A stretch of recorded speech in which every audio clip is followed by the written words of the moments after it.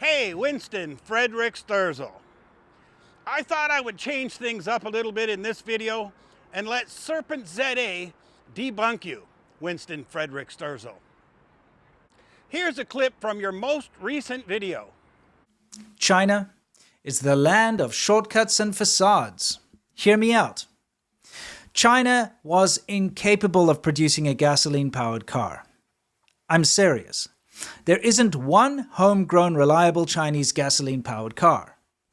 All of the internal combustion engines found in Chinese cars are copies of either Japanese, German, or some other foreign engine. There is no homegrown Chinese engine, just derivatives based on existing technology. You see, it's complicated. Internal combustion engines have a myriad of moving parts with extremely low tolerances and zero space for error. The supply chains are very complicated, and the materials and quality that the parts are made out of is very important.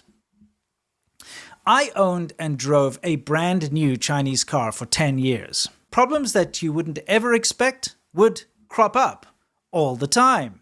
Things like rubber hoses that usually last decades failed after 2 years.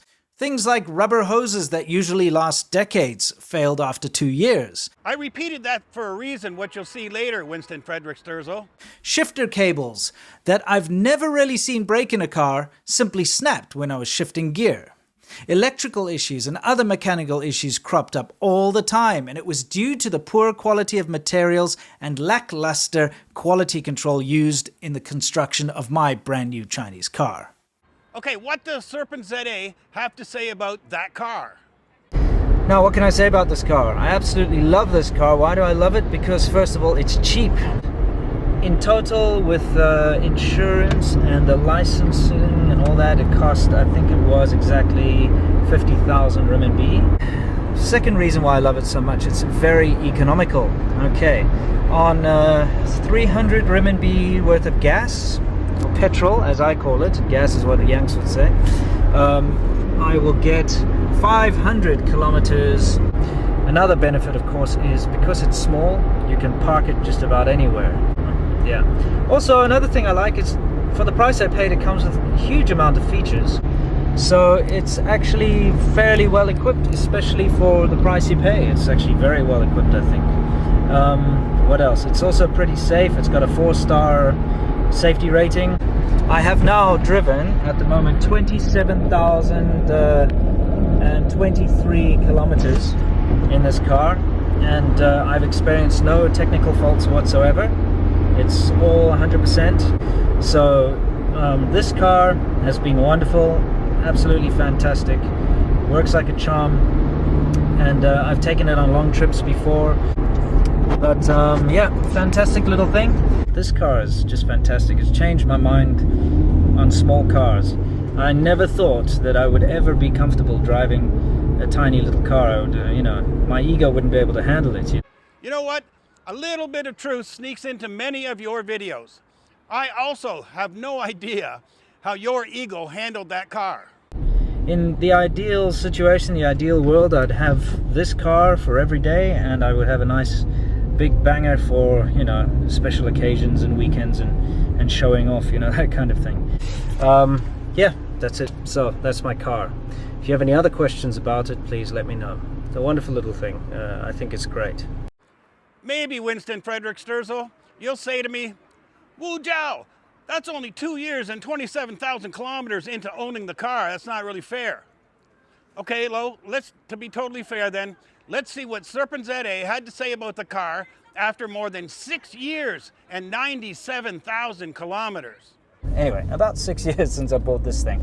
Yes, I bought it in 2010, so it's been 6 years.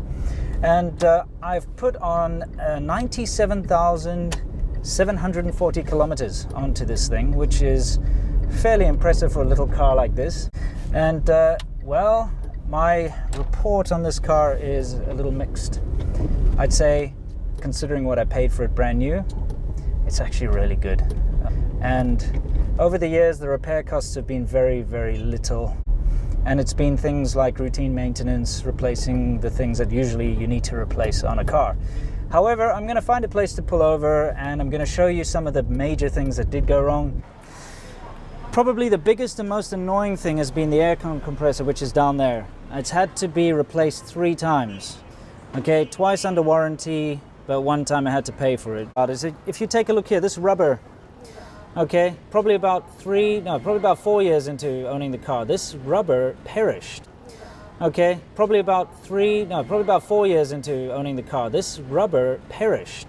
In your most recent video, Winston Frederick Sterzel, you said after 2 years the hose broke. But the rubber, it's not something you would expect to perish. I mean, I've owned cars that are 20 years old and this rubber is still intact, but this, after 4 years, just disintegrated, which is really, really worrying. Which, if you come take a look down here, if you look all the way down there, this is the gearbox. You can actually see on top there. The cables which basically help you select your gear, one of them snapped. Very cheap to fix though. Cost me about 350 RMB to get it installed, a new set. Other than that, I haven't had any problems with the car. The tires surprisingly lasted very long. In fact, you're not going to believe this, but I've still got the original, 2 of the original tires on here. Let's go take a look. These, you still see plenty of tread. Yes, they are a little bit old and crappy, but those things have got 95,000 kilometers on them and they're still going strong. So my overall impressions, honestly, this car was definitely worth what I paid for it. But yeah, all in all, pretty happy with this car. It's done me good for all the years I've had it, and who knows, it may be around for many more. The car might still be around, Winston Frederick Sterzel, but you aren't. Kind of funny that, isn't it? There are many lies and loopholes surrounding the Chinese EV industry. Oh, here comes one of those lies right now, Winston Frederick Sterzel. With scores of fires and explosions happening daily in China. Scores of fires and explosions happening daily. Where is the evidence for that, Winston Frederick Sterzel? Car fires happen totally in public. Everyone can see them. Everyone has a cell phone. Therefore, when it happens, the fire is generally filmed and put on social media, and you know that. Other than the few that you can find on Chinese social media to make these videos, you don't know of any others, do you? If it was happening as often as you say, you'd think I would have seen one by now. I haven't seen one. Like much of your content, Winston Frederick Sterzel, it's made up of shortcuts and facades. Shortcuts and facades. By the way, I got a little bonus clip for you, Winston Frederick Sterzel. On the China show, I often see you belittle or insult people who make, minor errors on closed captions. Here's a classic that I found for you. I think you did this closed captioning yourself, probably. I think you'll like it. If you guys are really interested in Chinese cars, C-Milk and I last week went to a whole bunch of Chinese car dealers. If you guys are really interested in Chinese cars, C-Milk and I last week went to a whole bunch of Chinese car dealers. C-Milk, that's great.